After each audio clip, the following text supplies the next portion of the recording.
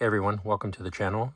Since we're coming up to the Halloween season, I decided to do a video or a series of videos on my Amityville collection. And as you can see, this is only part of it. And this is a huge, huge collection of films, which has gone on to almost 80 plus films at this point, and it's completely ridiculous, but there's a whole backstory on that. So we're going to take a few videos just to talk about this franchise, this series, look at the movies, of course, and also take a look at the books that were published over the years as well. So let's start off with the first. Now, before we even start with the media itself, just a bit of background story for those who don't know, for those few people that don't know. So the Amityville Horror basically was a book authored by Jay Anson, and it was written in conjunction with the Lutz family, George and Kathy Lutz. So this was a couple, and to even take a step back from that, Ron DeFeo, the previous owners of the house, he was the son, he was the eldest son. He killed his entire family in the house in 74. So he was tried and convicted of the crime, and actually he was in jail up to recently until he died. So the Lutz family came along after the fact and were a young married couple, and they were looking to buy a house, and this was a steal of a deal in this house on Ocean Avenue in Amityville. So they couldn't turn down such a sweet deal, so they bought the house, and then they started experiencing unusual phenomenon, according to them. And they only lasted 28 days. It got to the point where it got so bad that they left everything, their furniture, everything, and just left. And because of that, they hooked up with Jay Anson, and the book came out, The Amityville Horror, and it became a sensation. Everybody started talking about it at the time, TV appearances and all kinds of different things, and as a result, inevitably, you'd get a film or films that would follow that.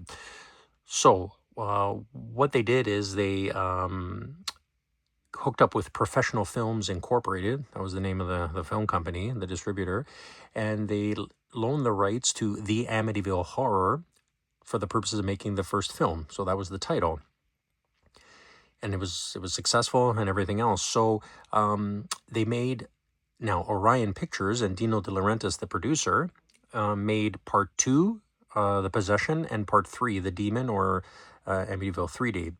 Now, the Lutz family, George and Kathy, and Jay Anson, took them to court, those entities, because they said that they infringed on copyright. So they wanted a payout as a result. Long story short, they lost the court case because the court ruled that, yes, the Lutz family and Jay Anson had rights to the name The Amityville Horror, exactly as it's stated like that. And they had a copyright claim in that sense, but because the films were not titled The Amityville Horror Part 2 or Part 3 or The Amityville Horror 2 or 3, and as a matter of fact, the Orion and De Laurentiis were actually smart, and they actually, in their advertising promotional material for the films, stated that those films 2 and 3 were not sequels or connected to the original film. So smart move on their part, because they avoided the having to be liable. So as a result, so anybody now with a camera can basically film anything and basically slap the title Amityville on it, and it's not, they won't be affected by that. So because of that, it's become almost like a running joke where everybody is making all these films with Amityville, and there's been so many films, and most of them are not even related or connected in any way to each other or to the original concept, and it's just utterly ridiculous. So that's a little bit of the background. Now, I was, and I still do, I post on the 22 Shots of Moods and Horror and the Exploding Head Horror Movie Podcast pages on Facebook, and I started to review the original 8 films. I call them the original 8. Those are the ones that were sort of closely aligned with each other at the time. And then I started going down the rabbit hole and discovered a whole host of these other films that some of them I didn't even know about, and it's become an ongoing thing now where they're popping up constantly. So you can always check out my reviews on those pages. They're still up, and most of them are pretty entertaining. Get pretty fired up about some of them, but so that's basically the background information on this series and how it's become this out of control sort of franchise without even being an official franchise because of that court decision. So anyway, so this was the original MGM release. So it features obviously the first 3 films, as I mentioned. And this box set had an Amityville Confidential, a 4th disc, which basically had a whole host of documentaries and other programs there, which was pretty cool. This was a very good release at the time. And this was the only thing, it was a cool cover as well. This was the only thing that was available at the time. So then we move on. So we, Scream Factory got their hands on it, and they created the Amityville Horror Trilogy, which basically features the first 3 films and had a lot more special features. So that was pretty neat as well. So this was a good release. A little bit of a flimsy cover, unfortunately. They kind of cheaped out on that. I wish it would have been a little bit tougher like this one, but nonetheless, it was a good release. Just put it there. Then there was, let's do this one. So then there was this release, which was basically, I like the cover on this one. This was pretty cool. So this was a double feature box set, which featured the Amityville Horror, the original, and then the remake of the Amityville Horror. So this is just the bare bones. I don't think there were any special features or anything involved there.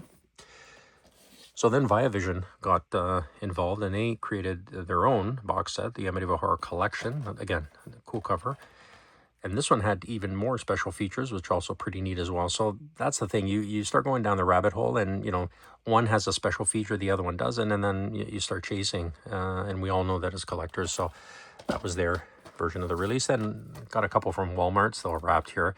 Like the cover, though. So this was the first 3 films. This is basically just the basic release of the films. No special features. And then another one from Walmart, and this was the Halloween ones, and they had these orange covered slip cases for a lot of the different releases. So this was the Amityville Horror version. So again, this was just the first 3 films, standard. A little crunched at the top there, but what can you do? And then we have this one from Vinegar Syndrome. This was the Amityville The Cursed Collection. So this was a really cool release that came out a bunch of years ago.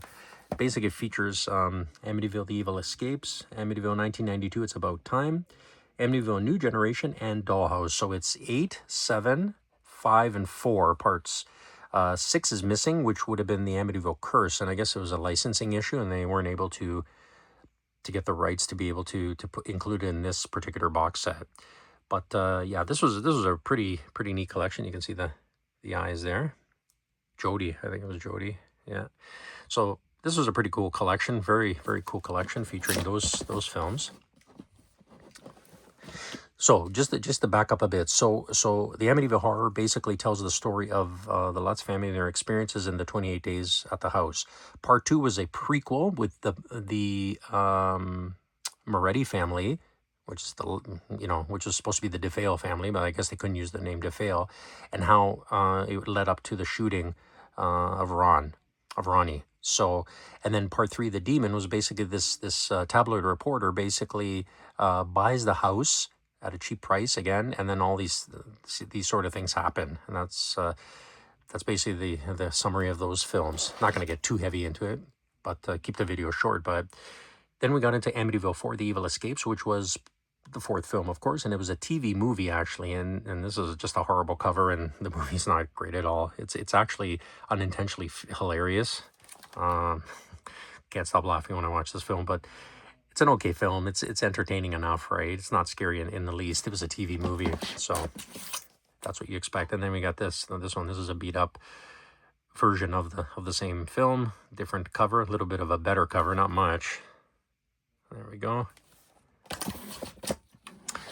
And then let's go to this one. So this is the Amityville Curse. This was the middle film from the box set here from Vinegar Syndrome. So this tells the story of a couple who buy the house again, and they invite some friends over to kind of renovate it and fix it up a bit, and then they start encountering strange things, and they almost go into this dreamlike state and things like that. It's a really weird movie. It wasn't that great. It was kind of dull and boring. That's the cover there. Then we have this one, Amityville 2, It's About Time. So this tells the story of an architect. So they're basically developing the area where the Amityville house was, the Ocean Avenue house was, but not Ocean Avenue in the films. But so he's an architect, and he gets a clock from I guess from the house. I don't know if it was gifted to him or he took it. I don't know what happened. I don't remember anyway. So all of a sudden, everybody in the family becomes possessed, and you know, it's a disaster from there. So this was an okay movie. wasn't great in the least. This was the DVD release of it, standard edition. Then we got Amityville: A New Generation. So again, this was the 7th film. So this tells the story of this artist guy who he meets up some homeless guy who had this antique mirror, and I think he gifts it to him or he buys it off him or something. Anyway, and the mirror is from the original Amityville house, quote unquote, and it's cursed. So these latter films started getting into cursed objects from 4 and on, with the exception of the Amityville curse. It was basically cursed objects from the actual house that would wreak havoc on whoever possessed them and owned them. This one had a whole host of cameo appearances. David Naughton, Terry O'Quinn, and others as well. And this was a pretty solid film. I enjoyed this one. Dollhouse I don't have right here right now. It'll be on an upcoming video. I think I had it out for a reason and didn't put it back. Then we got into the Amityville Haunting, which was a found footage version of the film. And this one was just absolutely horrible. This thing is just, it's actually hilarious. This dude here, the father, he's just ridiculous, over the top, and this movie was so bad. It was just absolutely horrible. And then we get the Amityville Horror. So this is the remake. So this is, I believe, is this an Asian? I think this is an Asian slipcover. Yeah. So yeah, so this one was a good movie. It was a solid remake, kind of pointless to be honest, like most remakes are. But this one just basically wasn't any different. It was okay, but it was just I found it was completely unnecessary. We'll just go through a few more here before we stop, just for the interest of time, and kind of make it each part a decent short size. So again, this was the remake. Again, you know, like I said, it was okay, totally unnecessary in my opinion. Then we got IFC, My Amityville Horror. So this was a documentary of one of the young Daniel Lutz, basically the youngest. I think he was the youngest of the kids.